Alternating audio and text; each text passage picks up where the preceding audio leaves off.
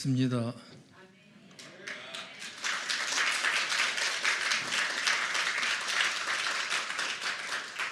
내가 웃잖아요.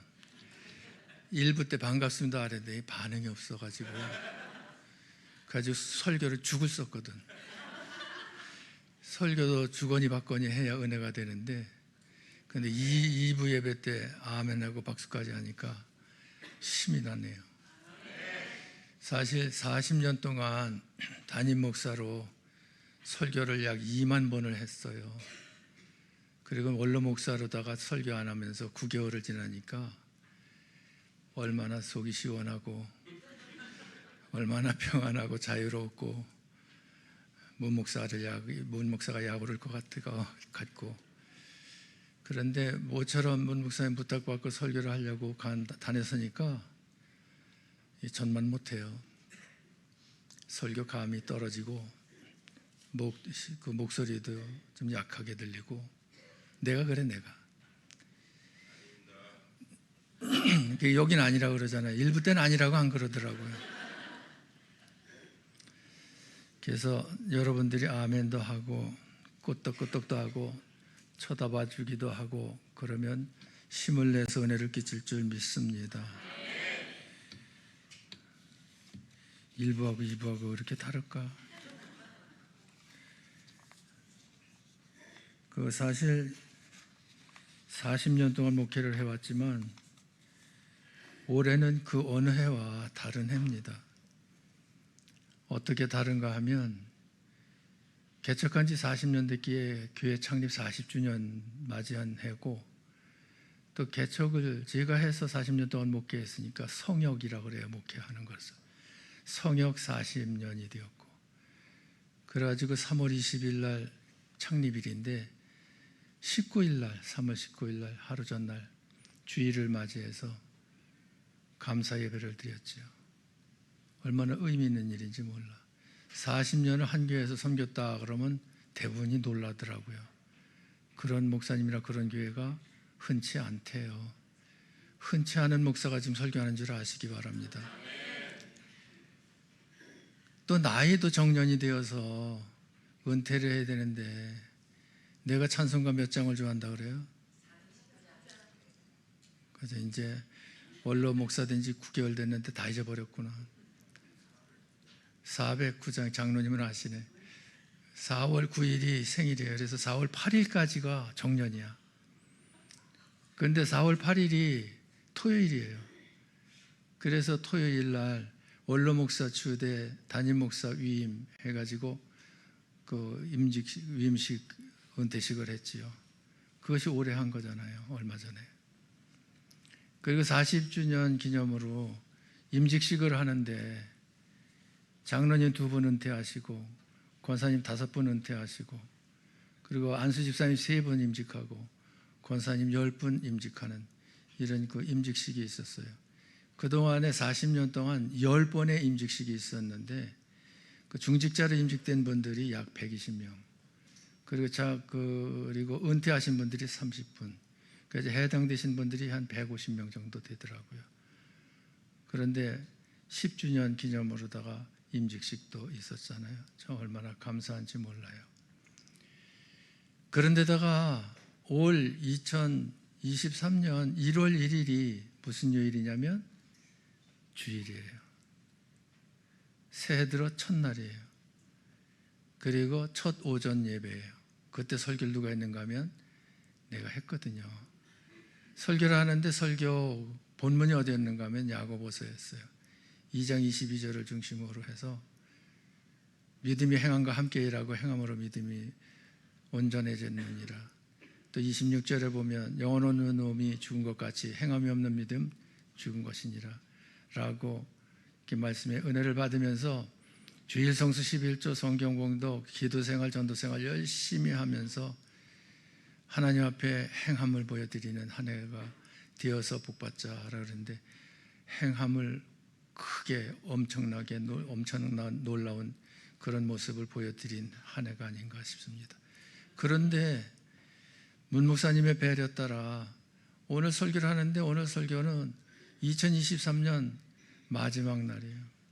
마지막 주일이에요. 마지막 했다가 또 내가 또 영원히 마지막 되는 거 아닌지 모르겠네. 마지막 오전 설교예요. 그러니까 참 의미가 있잖아요. 창립 그 감사도 한 날 더하거나 빼지 않고, 또 원로 목사 추대되는 것도 그 은퇴 날짜 하루도 어기지 않고, 설교를 또 새해 들어 마지막 해 설교 1월 1일 하고 끝날 설교도 하고. 그러니까 나는 왜 이렇게 정확하고 분명하대? 유두리가 없이 하나님의 은혜로 그리 된 줄 압니다. 그래서 이제 문 목사님 중심으로 교회가 평안한 중 든든히 서가는 모습 보면서 너무나 감사하고 흐뭇해요. 문 목사님은 뭐 앞에 앉아 있어서 말하는 것이 아니라 어찌 못하는 게 없이 이렇게 다 잘한대. 그래가지고 교회가 평안한 중 그대로 치고 올라가는 것 같은 느낌을 받아요. 그러니까 올해는 인수인계 하느냐고, 선임 후임 그 사역 바톤 매치 하느냐고 조금 이렇게 주저하는 것도 있고, 브레이크를 밟는 것도 있고, 그런 것이 있었지만, 이제 2024년에는 표서부터 이제 달라지잖아요. 문 목사님 소신껏 더 힘을 내서 목회를 잘 해나가므리네 놀라운 은혜, 놀라운 부흥의 역사가 일어날 줄 믿습니다. 이러한 역사를 이루어야 된다는 바람을 가지고 뒤를 돌아보게 되더라고요. 1년을 돌아보고 길게는 40년을 돌아보는데, 돌아볼 때에 참 감사하고 흐뭇한 것이 있지요. 그런데 선임과 후임께 바톤 매치를 은혜 가운데 하는 교회가 흔치 않아요. 나와보라고 그래요. 나오는 교회 없잖아요.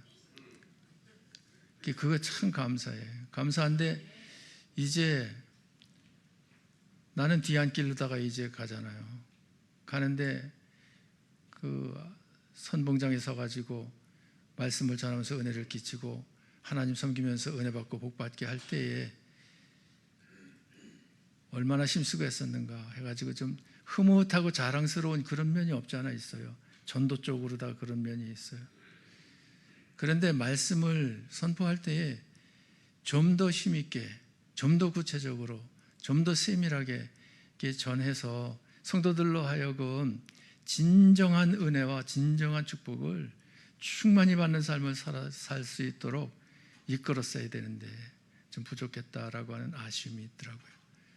그런 아쉬움을 가지고 있는데, 오늘 설교하라 그러는데 설교 본문을 어디를 할까 하는데, 그 아쉬움을 해결할 수 있는 그런 본문을 가지고 말씀을 전해야 되겠다 해가지고 글이 준비했거든요. 잘 들어보실랍니까? 그래서 이 시간에 귀 기울여 잘 들으시면 지금까지 신앙생활을 해왔던 그 방향에서 그 하나님의 놀라운 엄청난 축복을 받을 수 있는 방향으로 이 방향을 바꿀 수 있는 그런 시간, 그런 기회가 되어질 줄 믿습니다. 성도 중에 저보고 잘생겼다고 하는 성도가 있더라고요. 잘생겼어요? 예, 잘생겼다고 하는 사람은 우리 교회 온 지 오래되지 않으신 분들. 오래되신 분들은 20, 30년 전에 왔을 때는 지금보다 더 낫었거든. 그래가지고 주관적으로 생각할 때에는 맞는 말이지요. 객관적으로 볼 때는 맞는 말인데, 주관적으로 생각할 때는 전만 못해요. 설교하는데도 좀 힘이 딸려가지고 목소리도 약하잖아요, 그렇죠? 전 목사 설교 듣다가 내 설교 들으니까는 답답하잖아요. 아니라고 위로를 해주는 거 다 알아, 내가. 그래서 맞기도 하고 맞지 아니하기도 하고. 그런데 어떤 분은 밥 먹는데 와가지고 저보고 힘이 없어 보이는데 어디 아프니? 그래서 아픈 데 없다고. 아픈 것 같대. 왜 아프지 않다는데 왜 자꾸만 아픈 것 같다고 그러는지. 근데 객관적으로 보면은 그게 맞아요. 맞는 얘기예요. 근데 주관적으로 볼 때 그 틀리는 말이고 안 아프다. 그게 작년 다르고 올 다르고 어제 다르고 내일 달라요. 맞잖아요. 약해져 가고 있고 병들어가고 있지요. 그런데 잘생겼다는 말을 들으면 기분이 좋을까요, 안 좋을까요? 어떻게 하셨대? 기분이 괜찮아요. 근데 뭐 늘 듣는 얘기니까 건방지다. 근데 그 말보다 더 좋아하는 말이 있어요. 준수하다, 중후하다 라고 하는 말을 하면 그 말이 더 듣기가 좋아요. 그러니까 기왕에 잘생겼다는 말인지 하지 말고요. 왜냐하면 그 객관적으로 볼 때에 머리도 실 만큼 지금 쉬어가고 있고요. 목주름살도 깊어가고 있고요.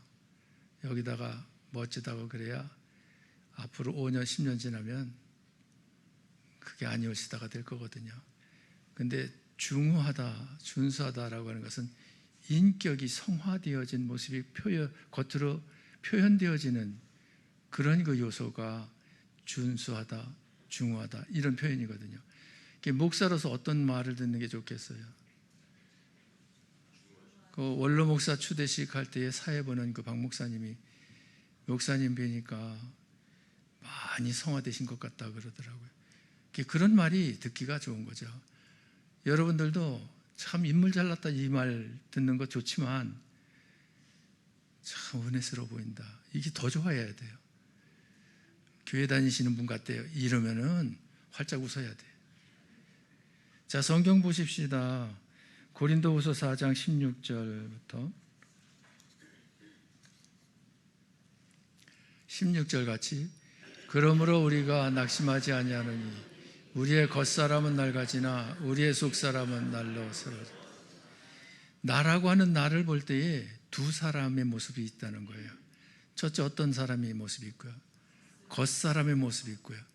그러면 잘생겼다, 약해 보인다, 병든 것 같다, 그저 이 병 기색이 없다, 뭐 이런 얘기 표현을 할 때에는 어떤 사람을 얘기하는 거예요? 겉사람을 얘기하는 거죠. 그 겉사람이 아름답고 멋있고 건강하고 좋은 거야, 안 좋은 거예요? 좋은 거예요. 화장도 곱게 하셔요. 저도 화장하고 왔어요. 잘 보이려고 하나 더 했어요. 여기 잘 보여요? 이 얼굴은 좀 어둡고 저 얼굴은 환해 보이더라고요. 그 건강식도 먹고 좋다는 것 먹고 운동도 또 계단 6층까지 또 걸어 올라가기도 하고 그 겉사람 위에서 그 수고한다고 하는 거 좋은 거예요. 왜? 기왕이면 7, 80년 사는데 건강하게 유쾌 통쾌하게 살아야지요. 그런데 우리들에게 겉사람, 이 겉사람을 무엇이라고 말씀하시는가 하면 겉사람은 무엇하나? 낡아지나 그래. 성경 다시 봐봐요. 고린도후서 4장 16절에 겉사람은 어떻게 된다? 낡아지나 그래요. 그래서 내가 나를 볼 때 좀 낡았어요. 젊은 사람들은 팽팽해지지만 나이 드신 분들은 주름살이 자꾸만 늘어나요. 깊어져요. 그거 나쁜 거 아니에요. 좋은 거예요. 자연현상이에요. 그러면서 뭐라고 말씀하시는가 하면 속사람은 날로 새롭도다 그래. 속사람 날로. 속사람이라고 하는 것은 겉사람은 무슨 사람이고요? 겉사람은 이 육적인 사람이고요. 이 몸을 이야기하는 거고 속사람은 영적인 사람을 이야기하는 거예요. 그러면 우리가 잘 아는 대로 육체는 물질이기 때문에 시간과 공간의 제한을 받아 시간이 흐르면 무엇해요? 늙어져요. 주름살이 늘. 공간의 제한을 받아 떨어지거나 부딪히면 다쳐요.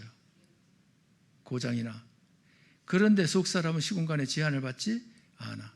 은혜 생활만 여전히 잘하면 날로 새로워지면서 성화되어지는 거예요. 그래서 하나님의 사람으로다가 아름다워지는 거예요. 그게 영적인 사람이에요.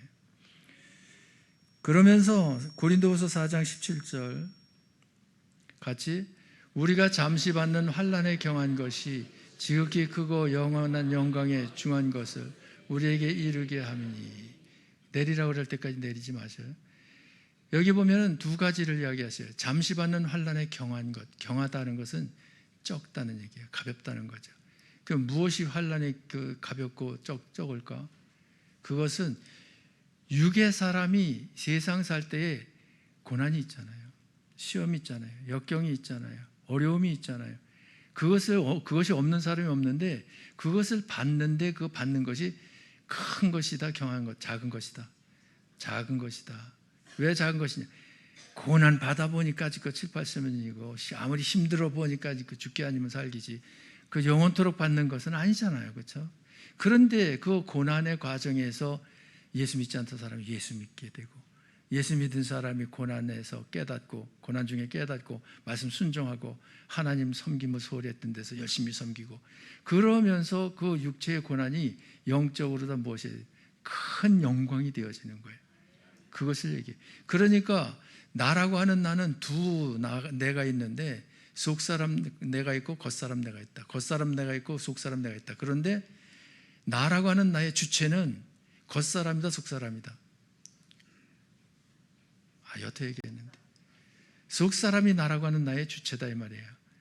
그러니까 우선순위로 얘기할 때 우선이 영이고 차선이 육이다 이 말이에요. 목적 재료로 이야기할 때 영이 목적이고 육은 재료다 이 말이에요. 무슨 말인지 알겠죠? 거기 4장 18절 말씀 보십시다. 같이 우리가 주목하는 것은 보이는 것이 아니요 보이지 않는 것이니 보이는 것은 잠깐이요 보이지 않는 것은 영원함이니라. 자, 우리들에게 두 사람이 있다 그랬어요. 겉사람과 속사람. 겉사람은 보여요 안 보여요? 보이잖아요. 옆 사람 좀 봐봐요. 잘났어요 못 났어요? 예뻐요 잘났어요 멋있어요 젠틀해요. 우리 교인들이 대체적으로다가 멋있다고 잘났다고 그래요. 그래서 외부에서 목사님들이 뭐 행사 있어서 와서 이야기하고 식사하고 가시면서 그런 말을 참 잘하세요. 누굴 닮아서? 꼭 그 말 듣자고 하는 얘기 아니고 우리 교인들이 장로님들도 참 인물들이 좋으시고 권사님들도 인물이 참 좋으셔요. 잠시 물이 좋아서 그런가? 그런데 이 보이는 것은 잠깐이다 영원하다. 잠깐이라는 거예요. 그러니까 여러분 잠깐인 것에 너무 연연하지 마세요. 좋아하셔요. 관리하셔요. 연연하세요. 그러나 너무 도에 지나도록 연연하진 마세요. 왜? 실망이 커요. 그러나 보이지 않는 것은 뭐예요? 속사람이죠. 속사람은 무엇하다? 영원하다는 거예요.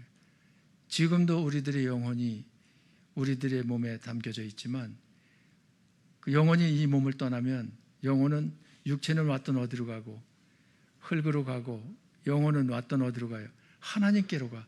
하나님께로 가서 그곳에서 또 어디 뭐 다른 데로 가고 없어지고 그게 아니라 영원토록 하나님과 함께 하는 거예요. 믿습니까? 그래서 속사람과 겉사람 이렇게 나누어서 말씀하시는 것을 볼 수가 있는데 그 디모데후서 3장 5절 말씀 보십시다. 같이 경건의 모양은 있으나 경건의 능력은 부인하니 이 같은 자들에게서 네가 돌아서라. 네가 돌아서라 이 말은 돌아서라 상종하지 말아라. 같이 사귀지 말라. 쌓이지 말라. 이런 말이에요. 그러니까 거리를 두어라. 섞이지 말라. 이런 말이에요. 그러면 경건의 모양은 있으나 있다는 거예요. 무엇이?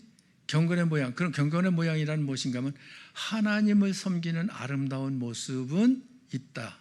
자, 여러분 지금 예배드리는 이 모습이 어떤 모습이에요? 경건의 모습이에요. 성가대 찬양한 찬양의 모습이 경건의 모습이에요. 또 대표 기도하면서 아멘한 그 모습이 기도한 모습이 경건의 모습이에요. 그런데 또 9절 지워졌다. 그런데 무엇을 또 얘기해요? 경건의 능력은 하나님을 섬기는 믿음의 실력을 얘기를 해요. 경건의 능력은 하나님을 섬기는 믿음의 실력. 그것이 없다는 거예요. 모양은 있는데 무엇은 없다? 능력은 없다. 그런 자들에게서 네가 돌아서라는 거예요. 그러니까 여러분들이 지금 예배드리는 아름다운 모습은 가지고 있는데 지금 가스불을 껐는 것 같기도 하고 시원간에 불 켜놓고 온 것 같기도 하고 남편이 1시에 들어오는데 또 미리 땡겨서 또 11시 들어오는 거 아닌지 모르겠고 이런 생각 저런 생각 하느냐고. 지금 마음이 떠나가 있다 그러면 무엇은 있는데? 경건의 모양은 있는데 경건의 능력은 없는 거예요. 그런데 주일을 맞이해서 마지막 주일 오전에 하나님 앞에 나서 예배드림, 너무 이런 환경 주신 것 감사합니다. 이런 예배 참여하게 하신 것을 감사합니다. 주님의 십자가 사랑, 그 사랑에 제 마음이 녹습니다. 나를 구원하신 주님 영광 받으시옵소서. 그리고 영적으로 주님과 만남을 가지고 사귐과 교제와 교통이 이루어져 그런 예배를 여러분이 드리고 있어. 그러면 무엇 있는 데다가 경건의 모양이 있는 데다가 경건의 능력까지도 겸비되어진 그런 성도가 돼야 된다 이 말이에요. 성가대 찬양 잘해요 못해요? 이거 오늘 성가대 앞에서 찬양하는 거 보니까 어찌 그리 내가 담임 목사였을 땐 소리가 저렇게 크지 않았어요. 문 목사님 와가지고 찬양 잘하시잖아.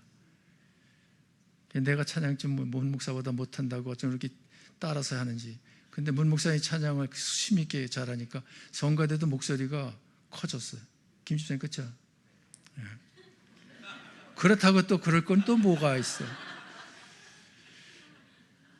그 목소리 크게 노래를 했어요. 그런데 매주일 성가대원으로다 하라니까 하는 거다. 그래서 감동이 없어. 십자가 사랑이 느껴지지를 않아. 가사가 은혜가 안 돼. 그럼 무엇은 있는 거예요? 경건의 모양은 있는 거예요. 그러나 무엇이 없어? 경건의 능력이 없는 거예요. 그런데 찬양을 하면서 가슴이 뭉클해. 찬양을 하면서 눈물이 글썽글썽해. 예? 미소가 저절로 나와. 그러면서 주님께 영광 돌리는 마음이 막 북받쳐 올라와. 그러면 무엇이 있는 거예요? 경건의 능력도 있는 거예요. 그렇게 경건의 모양과 경건의 능력을 겸비한 자가 되라 이 말이에요. 예? 그래서 주일 성수한다. 내가 보여줄 게 있어요. 경건의 모양을 보여드릴게. 짠. 이게 뭐예요? 난 따가운 것도 막 만져 이렇게. 그렇죠. 정확하게 얘기하면 밤송이. 밤송이가 나왔으면 무엇도 또 나올 것 같아요? 밤알이라니까 밤토리라고 그래요. 밤송이하고 밤토리 있잖아요. 이 밤송이는 무엇과 같고 경건의 모양과 같은 거고, 이 밤톨은 경건의 능력과 같은 거예요. 이 두 가지가 함께 있어야 좋은 거예요. 그러면 봐봐요. 이 밤송이 쓸모 있어요 없어요? 쓸모 없어요? 밤송이가 없으면 무엇이 만들어지질 않아요? 밤톨이 만들어지질 않아요. 밤송이가 적으면 밤톨도 적고, 밤송이가 많으면 밤톨도 많을 수가 있어요. 그런데 밤송이가 많은데 적은데 그 상관없이 밤톨이 없어. 그럴 수 있어요 없어요? 밤나무를 보면 그럴 수 있어요. 그러면 그 밤송이는 가치가 없어요. 불에 태워버려. 사람들 손가락이나 찔러, 발가락이나 찔러. 그러니까 이 밤송이에게, 밤나무에게 있어서는 두 가지가 같이 있어야 돼. 우리 성도들에게 있어서 두 가지 같이 있어야 돼. 무엇이 있어야 되고? 밤송이가 있어야 되고 밤톨이 있어요. 밤송이가 많으면 많을수록 밤톨도 많아질 수 있어요. 근데 밤송이는 있는데 밤톨이 없으면 그거는 가치가 없다. 그러면 봐봐요. 숙제, 문제, 장로님, 권사님, 집사님, 성가대원들, 이 직분이라고 하는 것은 밤송이요 밤톨이요? 그렇죠. 밤송이죠. 그 직분을 받았으면 무엇을 받은 거예요? 밤송이를 받은 거죠. 그럼 무엇 할 수 있어요? 밤톨을 만들 수 있는 자격이 주어진 거예요. 그런데 직분만 가지고 직분만 이름 부르는데 뒤에다 붙여서 사용하지 수고봉사 헌신을 하지를 않아. 그리고 이기심만 가득해 가지고 교회 이용하고 성도들 등치려고 사기치려고 그래. 그러면 무엇이 없는 거예요? 밤송이는 있는데 밤톨은 없는 거예요. 그런 경우는 불구덩이에 들어가야 된다니까. 여러분 오늘 주일 성수하잖아요. 11조도 했죠. 헌금도 했죠. 성경도 있죠.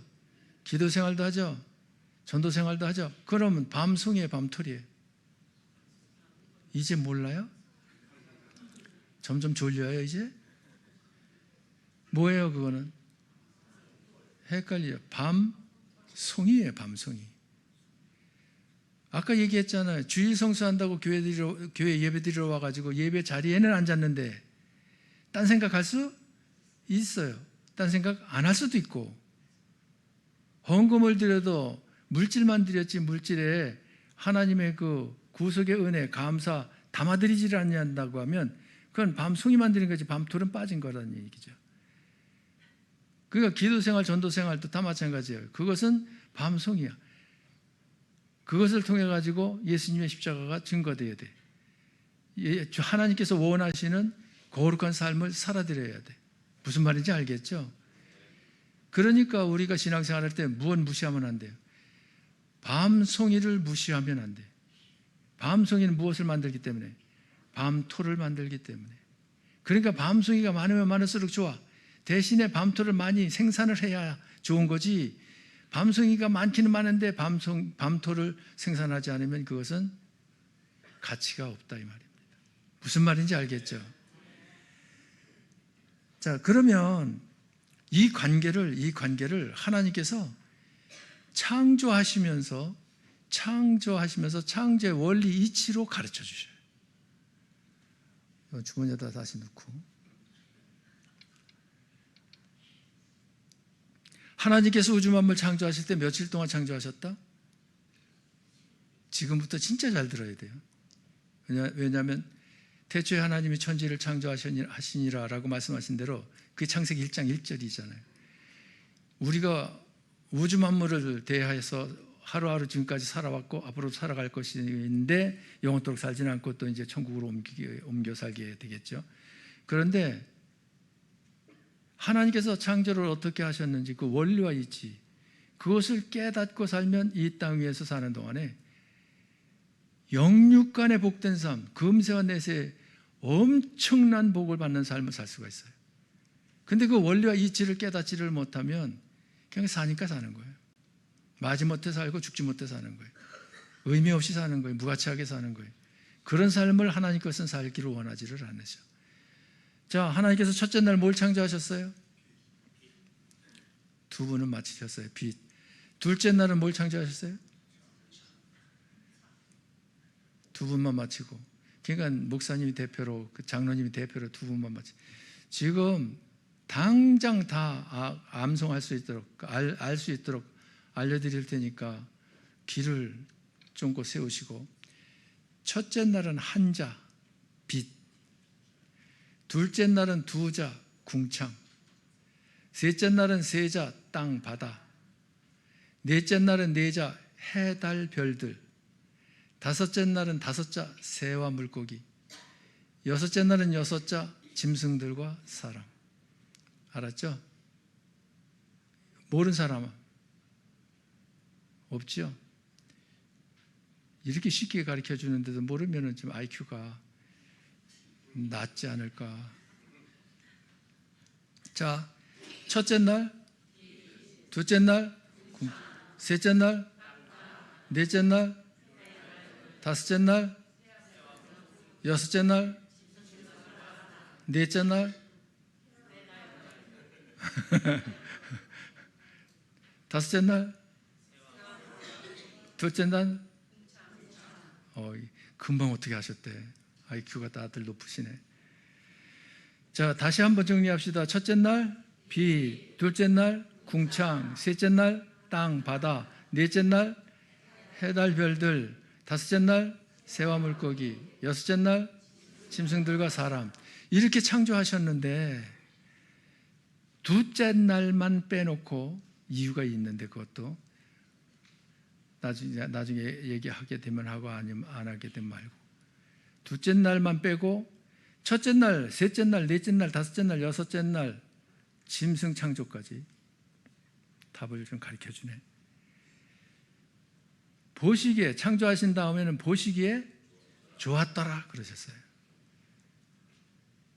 그러면 사람을 창조하시고는 보시기에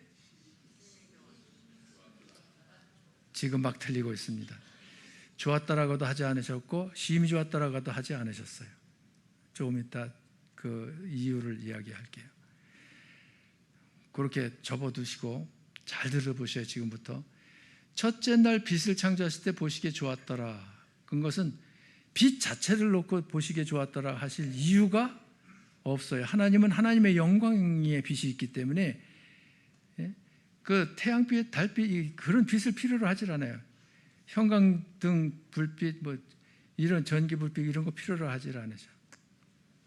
그런데 보시기에 좋았더라 하셨어요. 그걸 왜 그러셨을까? 그 자체를 보기에 좋았다라고 하신 것이 아니라 그 창조되어진 것이 하나님께서 무엇인가 창조하신 목적, 그 목적을 이루는데 재료로 쓰임받기에 좋았더라. 그러니까 좋았다라 할 때 이유가 있는 거지. 그냥 좋았다라고 하실 리가 없잖아요. 이 세상과 천국하고 비교해보면 어디가 좋아요? 비교 자체가 모순이죠. 우리가 이 세상에서 7, 80년 사는 것도 좀 잘 살아보고 싶어 하는데, 그런데 우리들에게 무엇이 보장되어 있어요? 영원한 천국이 보장되어 있잖아요. 얼마나 감사한 일이에요. 그러면 빛을 창조하셨을 때 빛을 필요로 하는 존재가 무엇인가 하면 넷째 날 해, 달, 별들이 빛을 필요로 해요. 됐죠? 접수됐죠? 둘째 날 궁창을 창조하셨어요. 좋았다란 안 하셨어요. 왜냐하면 창조의 목적을 이루는데 반하는, 역행하는 데 쓰임을 받았기 때문에. 그러나 둘째 날 궁창도 무엇의 재료로 쓰임 받을 수 있냐면 몇째 날? 다섯째 날.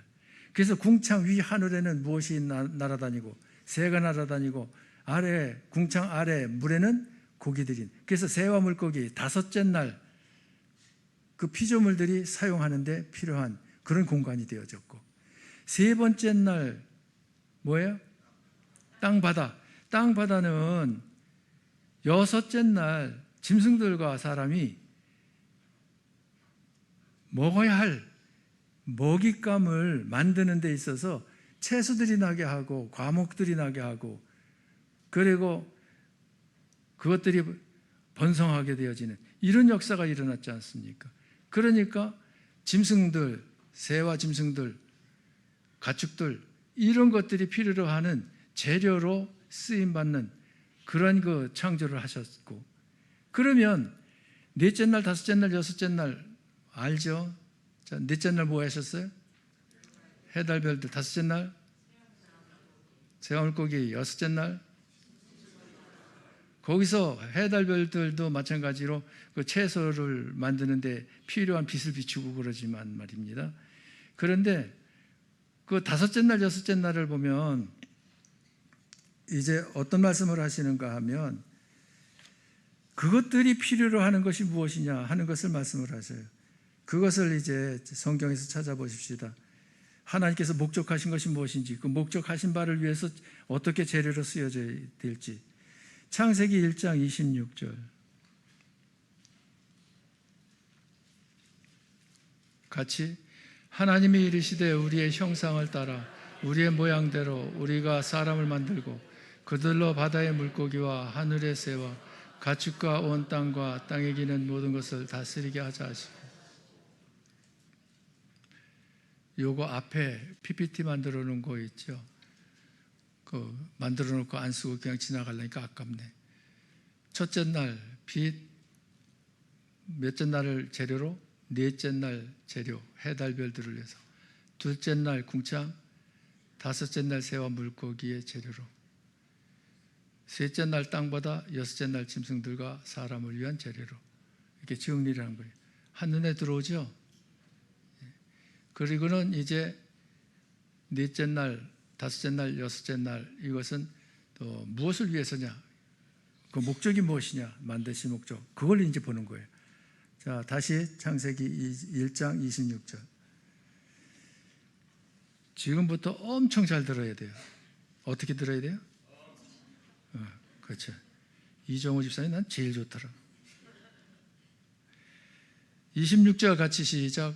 하나님이 이르시되 우리의 형상을 따라 우리의 모양대로 우리가 사람을 만들고 그들로 바다의 물고기와 하늘의 새와 가축과 온 땅과 땅에 기는 모든 것을 다스리게 하자 하시고, 여기 보면 하나님께서 모든 것을 다스리게 하자, 정복하게 하자라고 하는 말씀을 하시는데, 그것이 무엇을 다스리고 정복하는 거예요? 앞에 창조되어진 피조물들을. 그래서 거기 뭐라고 표현해요? 바다의 물고기, 하늘의 새, 가축, 그리고 또 온 땅에 기는 모든 것, 이걸 다스리게 하자. 누구로 하여금? 하나님의 형상대로 지음받은 아담과 하와, 즉 후손된 우리들에게 저것들을 다스리게 하자는 거예요. 또 27절 같이 하나님이 자기 형상 곧 하나님의 형상대로 사람을 창조하실 때 남자와 여자를 창조하시고. 자, 여기서 남자와 여자를 창조하시는데 아담과 하와죠. 저와 여러분이죠. 그런데 누구의 형상을 따라? 하나님의 형상을 따라 창조하셨대요. 하나님의 형상. 하나님의 형상이 뭘까요? 하나님의 형상을 거기 PPT 봅시다. 하나님의 형상은 무엇이고? 원형이고, 사람의 형상은 모형이다. 하나님의 형상은 실체고, 사람의 형상은 비실체다. 그게 여기 실체와 비실체를 예를 들어 얘기하면, 거울 앞에 내가 서 있으면 거울 안에 내가 있잖아요. 똑같이 닮은. 근데 거울 안에 있는 것은 비실체예요. 실체가 아니에요. 비춰질 뿐이지. 실체는 어디 있어요? 거울 앞에 서 있는 내가 실체죠. 그것처럼 하나님의 형상대로 창조하셨는데, 형상 이제 무엇이라고 하는 것을 얘기할 텐데, 형상이 하나님은 원형이고 우리는 모형의 형상으로 다 만드셨다. 그래서 하나님께서 원하시는 것은 모형이 무엇이 되기를? 원형이 되기를 원하신다. 모형이 원형이 되기를 원하신다. 그래서 원형이 되어지는데 필요한 재료로 앞에 창조한 것들이 쓰여져. 그러면 모든 것이 목적을 이루는데 쓰여 하나가 돼. 그랬을 때 그 모든 것을 보실 때 하나님 보시기에 심히 좋았더라. 그렇게 나오는 거예요. 그래서 요거 보고 그것도 이어서 보십시다. 자, 하나님의 형상 그랬을 때의 모양이라고도 표현되어 있어요. 26절에 보면. 그러면 이 모양, 이다 아니다. 이 모양은 우리 사람만 가지고 있어요. 육의 모양을. 하나님은 육체가 없으셔요. 그렇기 때문에 형상을 모양이라 하는데, 모양을 육체의 모양으로 생각하면 안 되고 무엇으로 봐야 생각해야 되는가 하면 하나님의 속성 혹은 성품으로 봐야 돼요. 영적인 모양. 무슨 말인지 알겠죠? 그 우리가 영적인 모양, 이 눈으로 볼 수는 없어도 영적인 모양을 표현을 하잖아요. 김진숙 권사님 사랑이 많으시. 사랑이라는 거 보이지 않아요. 그런데 그게 영적인 형상 중에 하나거든요, 사랑이. 근데 많다 그러는 것은 느낌으로 하는 거죠. 그렇죠? 그게 마찬가지로 하나님의 형상도 영적인 것을 이야기하는데, 띄워주셔요. 형상을 모양이라고 했는데 모양이 영적인 모양이다. 그럼 영적인 모양대로 우리 사람을 만들었으니까 누구도 가지고 있고, 하나님 가지고 있고 나도 가지고 있는 형상, 그것을 같이 가지고 있기 때문에 공유적 성품, 공유적 속성, 이렇게 이야기를 해요. 공유라는 말을 많이 알고 있죠. 휴대폰 쓸 때 공유하잖아요. 보내주느냐고. 같이 가지고 있다는 얘기. 그럼 공유적 속성은 8가지. 같이 지혜, 지식, 선, 사랑, 거룩, 진실, 의, 주권. 이 8가지 성품을 가리켜서 공유적 속성이를. 하나님 지혜 있고 지식도 있어요. 우리도 지혜 있고 지식이 있어요. 선, 사랑, 거룩, 진실 하나님께 있어요. 그래서 사랑의 하나님, 선하신 하나님, 거룩하신 하나님 막 그러잖아요. 진실하신 하나님. 우리도 가지고 있어요. 하나님 의 주권 가지고 있고 우리도 가지고 있어요. 그런데 이 지혜, 지식, 이것은 아는 지성의 요소를 가지고 있어요. 선, 사랑, 거룩, 진실은 정성을 가지고 있어요. 느끼는. 의, 주권은 행동하는 의성을 가지고 있어요. 지정의 이 3가지 요소는 무엇의 요소예요? 인격의 3가지 요소예요. 이 인격을 가리켜서 뭐라 그러냐면 영이라고 이야기해요. 그래서 우리 사람은 영혼이 있다 그랬을 때 영은 인격을 말하고 혼은 육체의 본능을 이야기를 해요. 그래서 인격을 가지고 있고 또 본능도 가지고 있다. 그런 존재가 사람이다. 하나님은 혼이라고 그러지 않아요. 영이시라고만 그러지. 짐승 보고 영이 있다고 그러지 않아요. 혼이 있다고 그러지. 전도서에 보면. 무슨 말인지 알겠죠? 자, 그러니까 영의 사람이라고 그러는 것은 인격적인 사람을 이야기를 하는 거예요. 하나님의 성품을 소유한 자를 이야기하는 거예요. 무슨 말인지 알겠죠? 자, 그러면 28절, 29절 말씀 보십시다. 같이. 하나님이 그들에게 복을 주시며 하나님이 그들에게 이르시되 생력하고 번성하여 땅에 충만하라. 땅을 정복하라. 바다의 물고기와 하늘의 새와 땅에 움직이는 모든 생물을 다스리라. 여기 보면은 28절에 생육하고 번성하여 땅에 충만하라 하는 것과 땅을 정복하고 모든 생물을 다스리라 하는 것으로 두 가지를 말씀을 하셔요. 이 두 가지를 말씀하시는 것은 여러분들이 이해하기를 인격의 8가지 요소를 얘기했죠. 지혜, 지식, 선사랑, 거룩, 진실, 의, 주권. 8가지 중에서 두 가지 성품은 상대를 필요로 해요. 그것이 뭐냐면 사랑과 선이에요. 사랑하고 싶은데 대상이 있어야 사랑하지, 대상 없으면 사랑 못하고, 좋은 일을 하고 싶은데 대상이 있어야 불쌍한 사람 도와주지, 대상이 없으면 좋은 일을 할 수가 없어요. 하나님도 사랑의 하나님으로, 선하신 하나님으로 영원토록 누군가를 사랑하고 싶으시고 영원토록 누군가에게 이 좋은 천국을 기업으로 주시고 싶으셔. 그런데 누군가 대상이 없어. 그래서 대상으로 만든 것이 우리 사람이다 이 말입니다. 그런데 대상으로 만들어서 천국에서 바로 살게 하면 천국에 무엇이 있어? 차등이 있어. 그러니까 이 세상 살면서 자유의지를 주어서 사랑의 실력을 각자 힘쓰고 애써 갖추게 하고, 또 말씀으로 창조되어진 세상을 하나님 말씀 순종을 통해 가지고 믿음의 실력을 쌓게 해서 그 실력 따라 하나님께서 차등 대우하자. 이것이 하나님의 뜻이에요.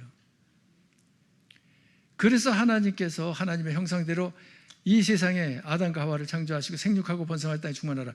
아가페 사랑, 하나님의 사랑을 가지고 사랑을 나누어, 그래서 자녀들을 사랑의 열매를 나눠, 걔네들이 또 아가페 사랑으로 사랑해서 또 사랑의 열매를 나눠. 그래서 기독교에서 믿는 성도가 결혼하는 것을 강조하는 것이 그래서 그런 거예요. 아가페 사랑을 가진 자가 아가페 사랑을 가진 자와 사랑을 해서 아가페 사랑의 열매를 맺으라고. 그런 그 중요한 원리가 있어요. 그래서 하나님께서 생육하고 번성할 땅이 충만하라, 이것이 사랑의 실력을 크게 만들어서 천국에서 영원토록 하나님과 사랑하자. 또 말씀으로 지어진 세상을 말씀대로다가 다스려서 정복해서 천국을 기업으로 크게 받아 영원토록 누리는 그런 존재가 되게 하자. 이것이 하나님의 목적이다 이 말입니다. 이 목적을 이루는데 앞에 창조되어진 것이 재료로 사용되어지는 거예요. 무슨 말인지 알겠죠? 자, 그래서 31절 말씀 보십시다. 잘 봐요. 이제 같이. 하나님이 지으신 그 모든 것을 보시니 보시기에 심히 좋았더라. 저녁이 되고 아침이 되니 이는 6째 날이. 보시기에 심히 좋았더라가 사람 창조하시고가 아니고 하나님이 지으신 그 모든 것을 보시니, 창조되어진 목적을 위해서, 창조하신 목적을 위해서 재료로 쓰여질 것을 전제로 모든 것을 보시니 이 말이에요. 보시니 보시기에 심히 좋았더라. 그러니까 하나님의 목적이 달성되어질 때에 그때 보시기에 심히 좋았더라다 라고 하는 것을 말씀하시는 거예요. 그러면서 1장 22절에 무엇을 말씀하시는가 하면 같이, 하나님이 그들에게 복을 주시며 이르시되 생육하고 번성하여 여러 바닷물에 충만하라. 새들도 땅에 번성하라 하시니라. 그래서 이 시간을 통해서 내가 사과할 게 있는데, 말씀 전할 때에 하나님께서 우주 만물 창조하시고 최초로 복을 빌어주신 말씀이 창세기 몇 장 몇 절이다? 1장 28절이다 그랬는데, 그건 사람을 상대로 해서 첫 번째 복 빌어주신 거고요. 수종을 그렇게 하고요. 그 생육하고 번성할 땅이 충만하라는 복 빌어주신 것이 거기 31절의 사람을 상대로 해서가 아닌 또 한 번이 앞에 나와요. 그게 1장 22절이에요. 1장 22절 같이 다시. 하나님이 그들에게 복을 주시며 이르시되 생육하고 번성하여 여러 바닷물에 충만하라. 새들도 땅에 번성하라 하시니라. 무엇이? 새와 물고기가, 여러 짐승들이 무엇하라고요? 생육하고 번성하여 땅에 충만하라. 복을 주시며, 그들에게 복을 주시며 그랬잖아요. 그러니까 인간에게 복을 빌어주시기 앞서 복 빌어주신 것이 있어요. 그럼 앞에 복과 뒤에 복이 같을까요, 다를까요? 뒤에 복은 창조의 목적을 이룰 수 있도록 복 빌어주신 것이고, 그리고 1장 22절은 재료로 쓰임받아 쓰일 용도에 적합하게 사용되어진 그 결과로 따라오는 복을 이야기하는 거고. 무슨 말인지 알겠죠? 자, 그러니까 봐봐요. 목적이 하나님의 형상을 이루는 거예요. 크게 이루려면 무엇이 크게 필요해? 재료가 크게 필요해. 많이 이루려면 재료가 많이 필요해. 그러니까 여러분들이 믿음의 실력을 많이 향상시키려면 무엇을 많이 해야 돼요? 다시 말해서 잘 깨달았으면 좋겠는데, 이 시간 끝난 다음에 진짜 복받을 사람들로 살아가시기 바랍니다. 자, 밤토를 많아지게 하려면 무엇이 많아야 되고요? 밤송이가 많아져야 돼. 이것이 하나님의 형상대로 생육하고 번성하는, 그리고 세상을 다스리고 정복하는 그 목적을 이루려면, 목적을 이루기에 필요한 재료도 많아야 되잖아요. 많이 이루려면 많이 이루. 그러니까 요건 몇 절이고? 창세기 1장 31절이고, 요거는 창세기 1장 22절이고. 그러니까 무엇이 우선이 돼야 돼요? 무엇이 먼저가 돼야 돼? 영적인 복 받는 것이 먼저가 되어져야 육적인 복이 뒤따라온다. 믿습니까? 그런데 우리가 신앙생활을 할 때에 무엇이 먼저가 되는가 하면 육적인 복이 우선이 돼요. 영적인 복이 차선이 돼. 그러니까 영적인 복도 못 받고 육적인 복도 못 받고, 10년 전에 거지로 교회 왔는데 10년 후에도 또 거지로 교회 오고, 그러면 되느냐 이 말이에요. 안 되지. 무슨 말인지 알겠죠? 그것을 여기 성경에서 분명히 말씀하시는데, 여기서만 말씀하시는 것이 아니라 성도들마다 참 좋아하는 성경 구절, 마태복음 6장 33절 같이, 너희는 먼저 그 나라 그리하면 이 모든 것을 너희에게 더하시리라. 하나님 앞에 구하라, 달라, 주십시오 할 때에 먼저 구할 것이 있고 나중에 구할 것이 있다는 거예요. 먼저 구할 것은 무엇을 구하라?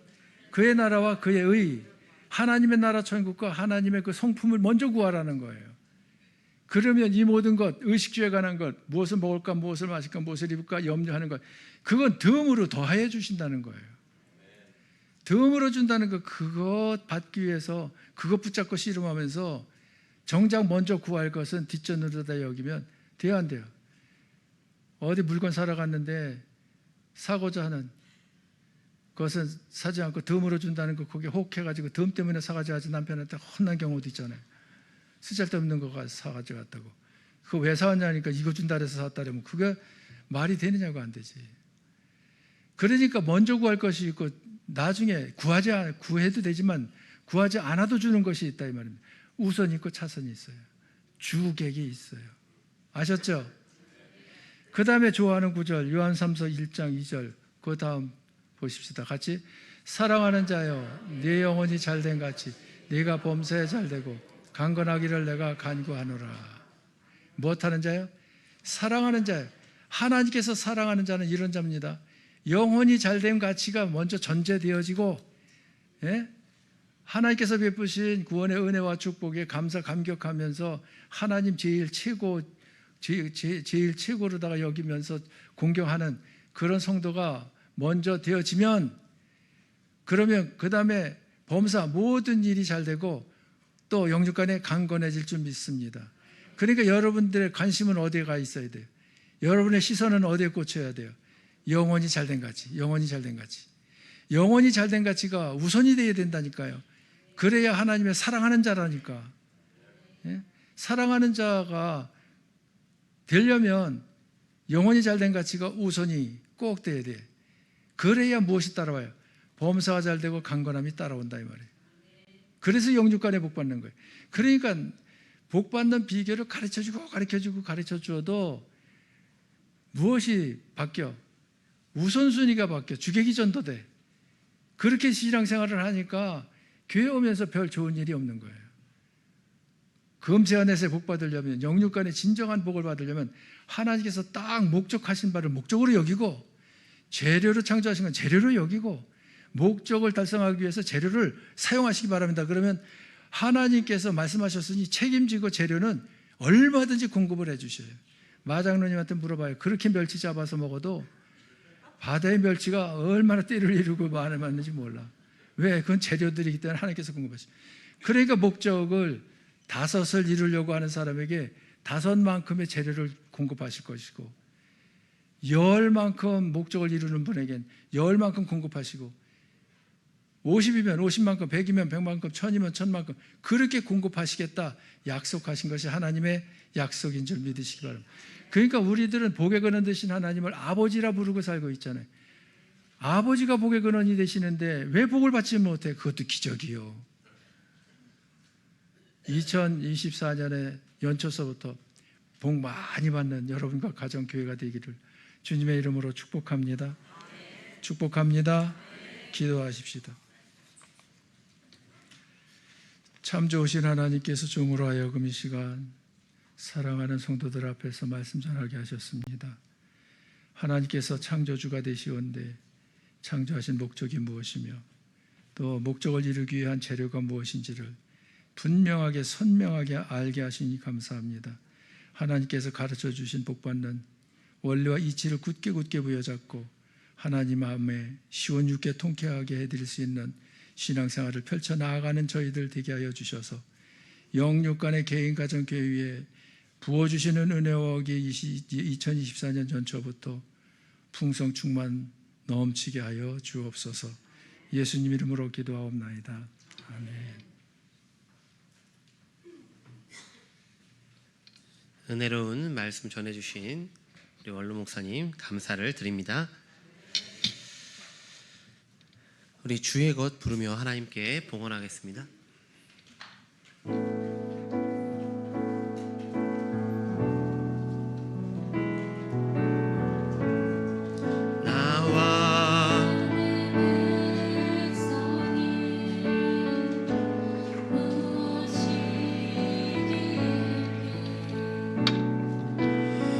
이처럼 즐거운 마음으로 드릴 힘이 있었나이까. 나와 내 백성이 무엇이기에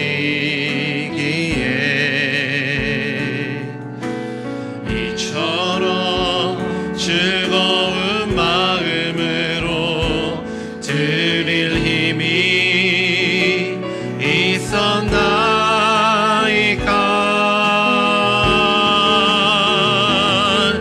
이 모든 것이 주께로 왔으니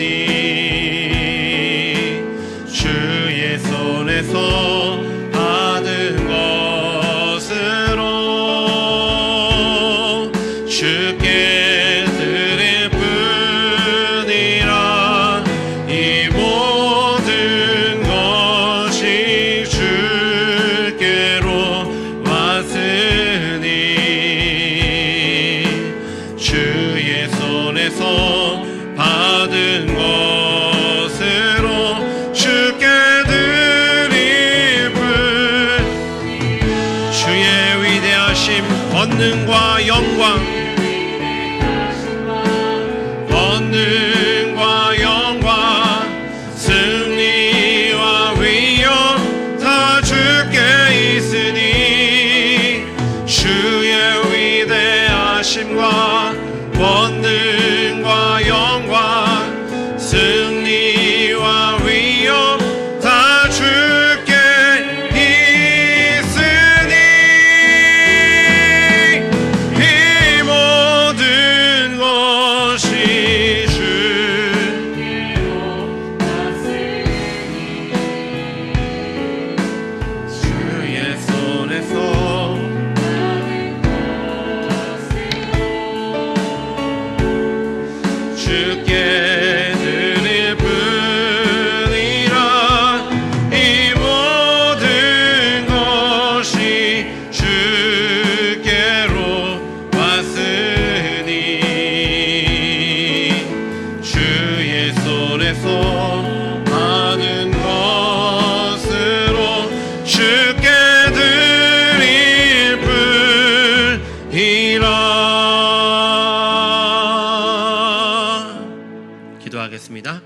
하나님 아버지, 2023년의 마지막 날 진일 공동체로 함께 모여서 예배하게 하시니 감사를 드립니다. 오늘 주신 말씀처럼 2024년에는 겉사람이 아닌 속사람이 날로 더욱 강건하여지는 은혜를 허락하여 주옵소서. 오늘도 주님 앞에 정성껏 예물을 올려드립니다. 믿음의 고백 11조로 올려드리오니 내 모든 것이 주님께로 왔음을 늘 기억하며 살아가게 하여 주옵소서. 주님 앞에 아낌없이 드릴 때에 넉넉하게 채우시는 하나님의 은혜를 체험케 하여 주옵소서. 성경헌금, 장학헌금 올려드립니다. 이 예물 복음이 땅끝까지 전파되고 주님의 온된 교회를 믿음 위에 세우며 다음 세대를 크게 일으키는데 귀하게 사용하여 주옵소서. 감사의 제목 주님 앞에 올려드립니다. 주님의 은혜로 2023년 마지막 주일을 예배하게 하심을 감사드립니다. 한결같은 주님의 은혜와 사랑에 감사드립니다. 아들의 새 가정을 이루게 하심을 감사드립니다. 새 가정에 주님이 주인 되어 주시고 아름다운 믿음의 가정으로 세워 주옵소서. 주님 임재 안에서 주님의 뜻을 이루는 삶이 되게 하소서. 생일 감사합니다. 플룻을 통해 주님께 찬양 드릴 수 있어서 감사드립니다. 은혜의 찬양을 위해 더 전진하며 기도하는 INS 플룻팀이 되길 소망합니다. 이 감사의 제목 들으셨으니 주님 하나하나 신실하게 응답하여 주옵소서.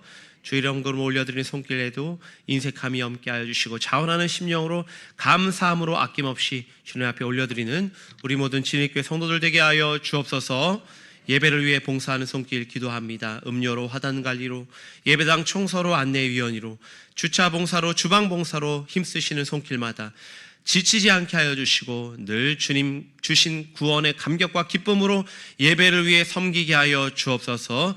그리하였을 때 이 섬기는 손길들을 통하여서 우리 진일 공동체의 예배가 푸른 초장, 정말 영의 양식이 풍성하며 하나님의 임재가 충만한 예배 되게 하여 주옵소서. 모든 것 주님께 맡겨드리며 이 모든 말씀 우리 주 예수 그리스도 이름으로 기도하옵나이다. 아멘. 지금은 우리를 죽기까지 사랑하신 주 예수 그리스도의 은혜와 하나님 아버지의 무한하시고 성실하신 사랑과 우리 안에 내주셔서 역사하시는 성령님의 교통하심이 이 시간 속사람이 더욱더 강건하여지며 영원히 잘되기를 간구하는 우리 진익교회 성도들의 머리머리 위에, 이들의 가정과 삶의 일터 위에, 이 나라와 민족 위에 지금으로부터 영원토록 함께 있을지어다. 아멘.